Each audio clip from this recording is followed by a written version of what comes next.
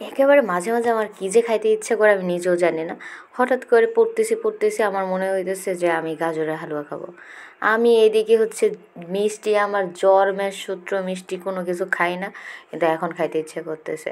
তো তরল দুধ ছিল না, তরল দুধ থাকলে ভালো ছিল। তো পরে আমি ফ্রেশের 2টা প্যাকেট ছিল ঘরে, আর কোকো পাউডার ছিল, এইগুলো নিলাম। নিয়ে কোকো পাউডার পরিমাণটা কমিয়ে নিয়েছি। এগুলো সব প্রথমে একটা ম্যাগির বক্সের ভিতর বইরা নিতেছি। তারপরে আমি এগুলাতে চিনি দিলাম। অবশ্য চিনি কম হয়ে গেছিলো, পরে আরও অ্যাড করা লাগছে, 3 ডাবল অ্যাড করছি আবার। তারপরে হচ্ছে আমি বেকিং পাউডার নিয়ে নিয়েছি।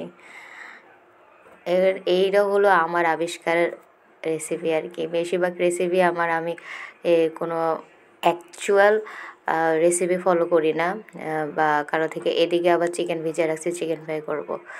মানে শুক্র শনিবার হইলে আমার দিনগুলা রান্নাঘরেই কেটে যায়, আর টাইম পাওয়া যায় না।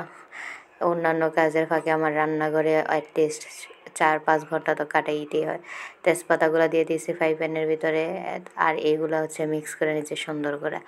এখন যাইয়া আমি আটা মিক্সড করছি। সুজি ছিল না, এই জন্য আটা মিক্স করছি, যা হাতের কাছে পাইছি তা দিয়ে বানাইছি। চুলা অন করে দিলাম যাতে পানিটা শুকিয়ে যায়।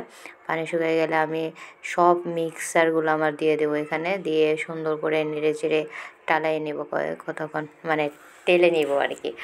তারপরে আমি কি করব, এইখানে পানি দেব, পানি দিয়ে পানিটা মিক্স করব। যদি ভিডিওটা আমি এই যে দেখছেন ঢেলে নিয়েছি, যদিও ভালো করে এটাতে জায়গা হইতেছিল না, আটা দেওয়ার পরে মিক্স করতে পারি না, এই জন্য এখানে ঢেলে দিয়েছি।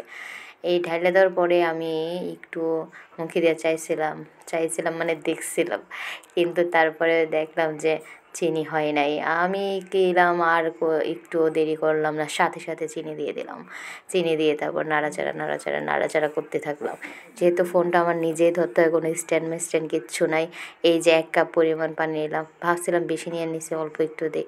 এই পানি দিয়ে দেওয়ার পরে আমি যখন নাড়াচাড়া শুরু করলাম, দেখলাম 3 ভাগের 1 ভাগও হয়নি। তারপরে আমি পুরো 1 কাপ পানি ঢেলে দিলাম। ঢাইলা দিয়ে আমি এই যে 1 লিটার বোতলের কাক দিয়ে 2 কাক তেল দিয়ে দিছি। তারপরে এই যে আমি এখন নাড়াচাড়া করে মিক্স করে দিচ্ছি। মাঝখান দিয়ে লাইগা যেতেছে, দেখছেন কি জ্বালাইতেছে, সাইডে দিয়ে পানি তেল করতেছে।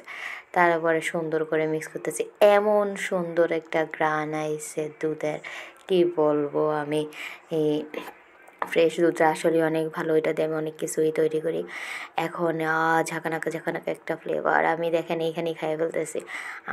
আমার আবার তর্স হয় না কখন খাবো। এদিক দিয়ে আমার জামাই চিল্লায় কইতেছে সে ভাত খাইবে। তো আমি বলতেছি ও সহ্য করো, যদিও আমার সহ্য হয় না, আমি চাই অন্য সবাই সহ্য করো। আমি এখান থেকে দাঁড়ায় রান্না করে খাইয়ে ফেলতেছি, একটু পরে নিয়ে যাইতেছি। সবাই ভালো থাকেন, সুস্থ থাকেন, আমার পাশেই থাকেন। আল্লাহ হাফেজ, আসসালামু আলাইকুম, টেক কেয়ার। এবং সবাই একটা ভালো কাজ করার চেষ্টা করবেন, বিশেষ করে রান্না is art, so do it together, it will boost you.